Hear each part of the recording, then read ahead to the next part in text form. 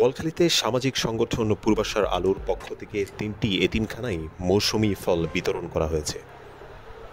২৮ June শুক্রবার সকালে উপজেলার চর খিজিরপুর হজরত আবু বকর সিদ্দিক রহমতুল্লাহ আলাই হেফজখানা, খানখায়ে সালেহিয়া কমপ্লেক্স, দিনিয়া হাফিজিয়া মাদ্রাসার ও সালে রাবিয়া তৈয়বিয়া হেফাজখানায় ফল বিতরণ করা হয়।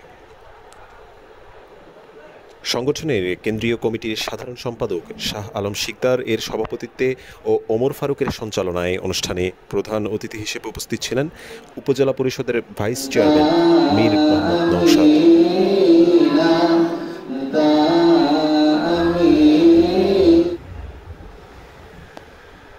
বিশেষ অতিথি ছিলেন চট্টগ্রাম ফলমন্ডি ব্যবসায়ী সমিতির সাবেক সাধারণ সম্পাদক হাজী মোহাম্মদ আলমগীর, চর খিজিরপুর ইউনিয়ন আওয়ামী লীগের সাধারণ সম্পাদক হাজী মোহাম্মদ সেলিম, সংগঠনের প্রতিষ্ঠাতা আতিকুর রহমান আতিক, দক্ষিণ জেলার সভাপতি মোহাম্মদ সেলিম, আলী আব্বাস ফারুক সহ আরও অনেকে।